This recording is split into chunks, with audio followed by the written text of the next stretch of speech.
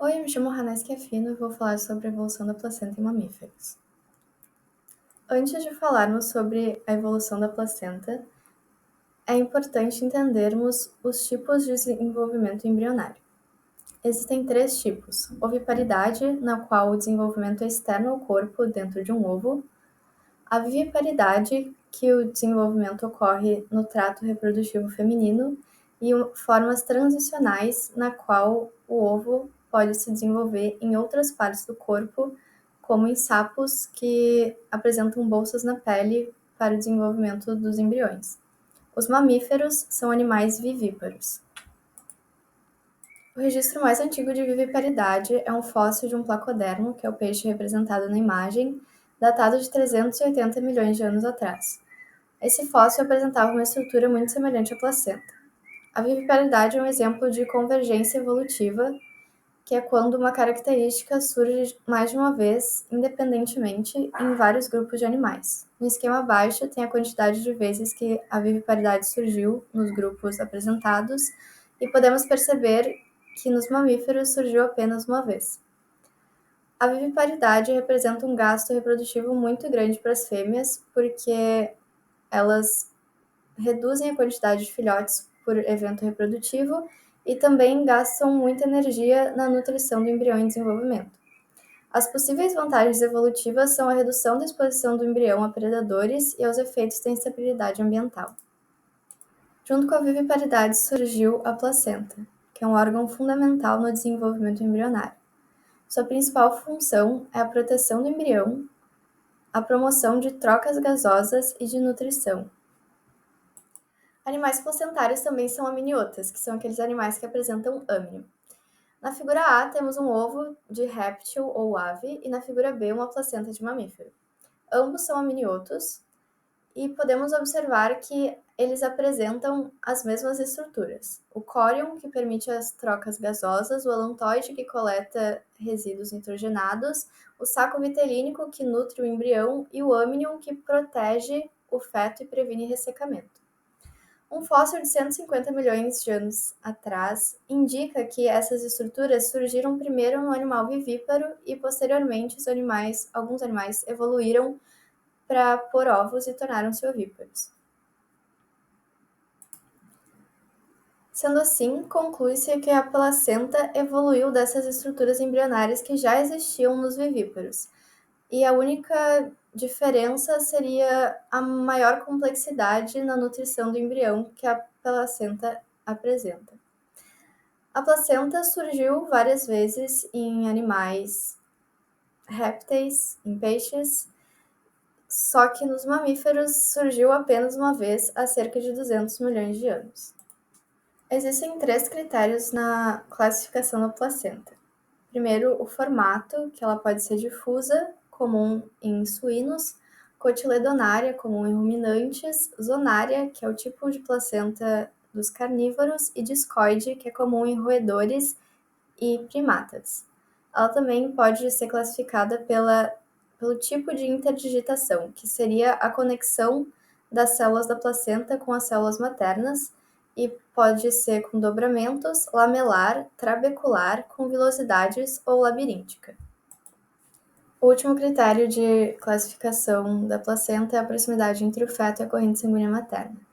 No epitélio corial, o contato não é direto e a placenta apresenta 3 camadas de célula, tanto de tecido fetal quanto de tecido materno. A endotélio corial apresenta uma camada de tecido fetal e também não tem contato direto, e o tipo mais invasivo é a hemocorial, que apresenta contato direto entre a corrente sanguínea e o feto, e a placenta é composta somente de tecido fetal. Sobre a evolução da placenta, existe a teoria da rainha vermelha, que diz que uma das razões pela qual a placenta evoluiu seria a competição entre o feto e a mãe pelos recursos do corpo materno, e essa competição se daria pela interação entre os genes paternos e maternos. Houve um estudo feito com ratos, no qual eles criaram um zigoto com 2 núcleos maternos, um zigoto com um núcleo materno e um paterno, e um zigoto com 2 núcleos paternos. No caso dos 2 núcleos maternos, houve o favorecimento da formação do embrião, mas não da placenta, com o núcleo materno e paterno ambos foram formados, o embrião e a placenta, e com 2 núcleos paternos, somente foi formada a placenta. Essa teoria também é comprovada pela existência de genes de imprinting, que é um fenômeno genético no qual um gene silencia o outro. E um exemplo desses genes seria o gene herdado do pai, que é o IGF-2, que promove a obtenção de nutrientes, e o gene materno, que é o IGF-2R, que reduz a absorção de nutrientes pelo embrião. Chegando ao ponto central do trabalho, que é a evolução das placentas nos mamíferos, temos a árvore filogenética dos mamíferos, no qual está dividida entre 4 grandes grupos: Afrotheria, Xenarthra, Euarchontoglires e Laurasitéria. O primeiro grupo a divergir foram os Afrotheria, que inclui o elefante africano e o peixe-boi. E nesse grupo não existe um tipo de placenta específico, e a característica comum entre eles seria um saco alantóico dividido em 4 câmeras interconectadas, que é uma característica que todos os 6 grupos que compõem o Afrotheria apresentam. Chegando no grupo Xenarthra, esse grupo divergiu entre 2 outros grupos: Cingulata, que são os tatus, e Pilosa, que são as preguiças e tamanduás. O grupo Cingulata e os tamanduás apresentam placenta hemocorial e com vilosidades. Em alguma parte do processo evolutivo, as preguiças se separaram desse grupo e desenvolveram uma placenta endotélio-corial e labiríntica. Falando agora sobre os Laurasitéria, eles se dividem entre Eulipotifla, Chiroptera, Artiodactyla, Carnívora, Pholidota e Perissodactyla. Os últimos 4 grupos são unidos num conjunto chamado Phereungulata.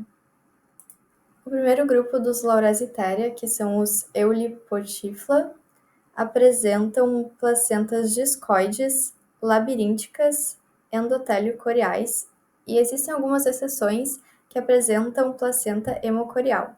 Os animais que compõem esse grupo são os ouriços, gimnuros, musarânhos, toupeiras e solenodontes.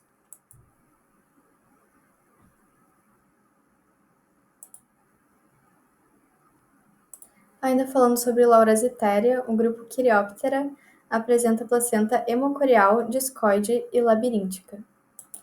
Como dito anteriormente, os demais grupos são unidos no conjunto dos Phereungulata, e nesse conjunto os Artiodactyla, os Perissodactyla e Pholidota apresentam placenta epitélio-corial. Já os Carnívora têm placenta endotélio-corial. E acredita-se que esse tipo de placenta, que seria diferente, evoluiu a partir de uma forma de placenta mais invasiva.